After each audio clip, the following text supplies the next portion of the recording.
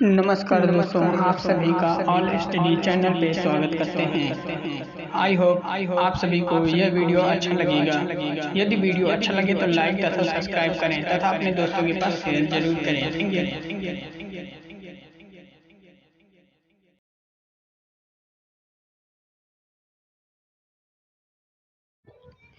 नमस्कार दोस्तों, आप सभी का ऑल स्टडी चैनल पे स्वागत करते हैं। मैं अमित निषाद। तो दोस्तों, आज हम लोग पढ़ेंगे हाउ टू मेक सेंटेंस कैसे बनाए जाते हैं। तो सबसे पहले मैं बताना चाहूँगा कि सेंटेंस में होते क्या क्या हैं। सेंटेंस एक वाक्य है। वाक्य भाषा की वह प्रक्रिया है जिसके तहत हम अपनी बात को दूसरे के समक्ष व्यक्त कर सकते हैं। Sentence is a unit of languages. By sentence we can say our matter to other people। और इसमें हम बताते हैं subject verb object. Subject verb object होते हैं सेंटेंस में। तो आज हम लोग पढ़ेंगे सब्जेक्ट वर्ब ऑब्जेक्ट सेंटेंस में कैसे अपने रोल निभाते हैं। अतः सब्जेक्ट वर्ब ऑब्जेक्ट के होने से ही सेंटेंस का निर्माण होता है। सब्जेक्ट अर्थात कर्ता, वर्ब अर्थात क्रिया, ऑब्जेक्ट अर्थात कर्म। जैसे मोहन खाना खाता है अर्थात मोहन भोजन खाता है।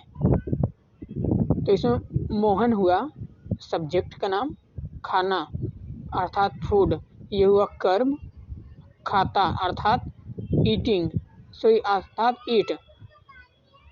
ईट मीन्स खाता है।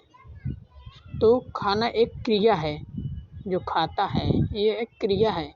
और किस पे क्रिया हो रही है? खाने पर। खाना को खा रहा है ना, तो खाने की क्रिया हो रही है।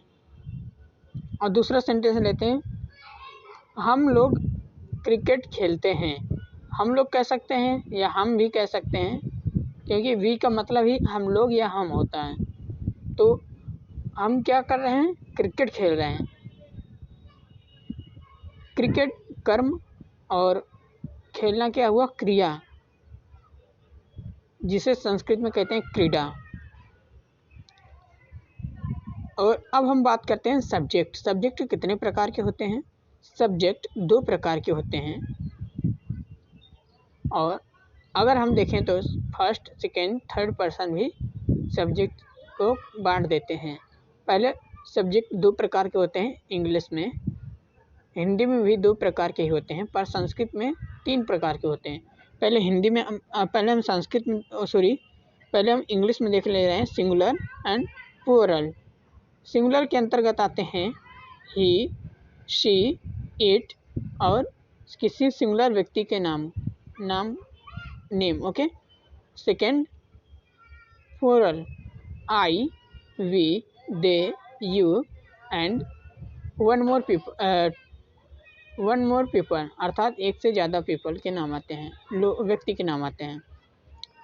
आई को हम फर्स्ट पर्सन पे रखते हैं, क्योंकि आई एक ऐसा सब्जेक्ट है जो सिंगुलर होते हुए भी इसका यूज़ प्लूरल में किया जाता है। तो हम कुछ सेंटेंस देख ले रहे हैं सिंगुलर और प्लूरल के। सिंगुलर के अंतर्गत ही गोज टू स्कूल, वह स्कूल जाता है। वह क्या करता है? स्कूल जाता है। इसमें ही सब्जेक्ट, स्कूल कर्म एंड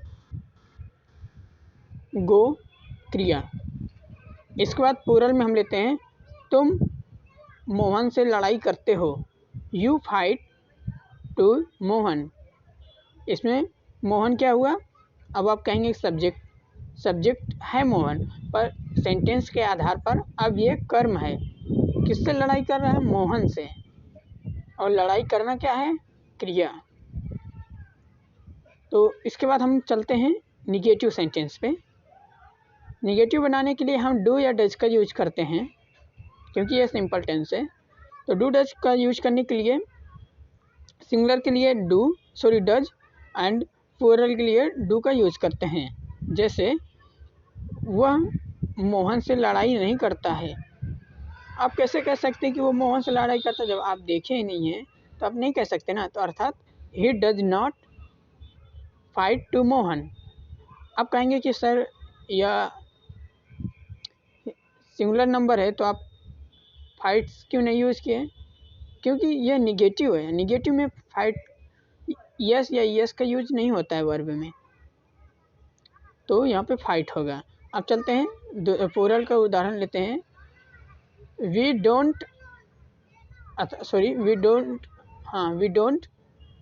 प्ले क्रिकेट। हम क्रिकेट नहीं खेलते हैं। डू नॉट का शॉर्ट फॉर्म होता है डोंट। डज नॉट का short form full form short form होता है डज नॉट।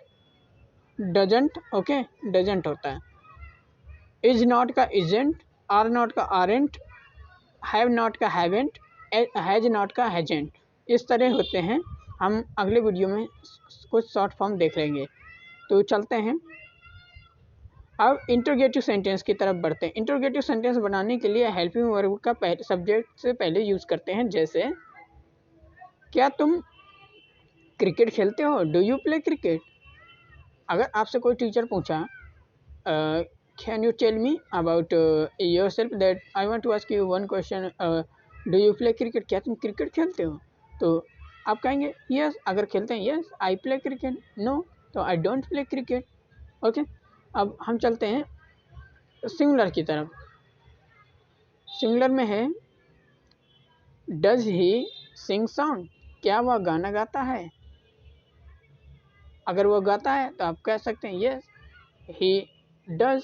अगर नहीं गाता no he doesn't. Short form में यूज़ कर सकते हैं। अगर आप फुल कहना चाहें तो he does yes he sings song. नहीं गाते तो बोल सकते हैं no he does not sing song. अब चलते हैं इंटरोगेटिव निगेटिव सेंटेंस की तरफ। इंटरोगेटिव निगेटिव सेंटेंस बनाने के लिए हम सब्जेक्ट के पहले सेम जैसे इंटरोगेटिव में था, सब्जेक्ट से पहले हेल्पिंग वर्ब, सब्जेक्ट के बाद निगेटिव वर्ड नॉट का यूज़ करते हैं। जैसे क्या वह गाना नहीं गाता है? Does he not sing song. अगर गाता है तो आप कह सकते हैं yes no he sing song. Yes he does not sing song आप कह सकते हैं निगेटिव अगर नहीं वो कहता है तो। अब चलते हैं प्लूरल की तरफ।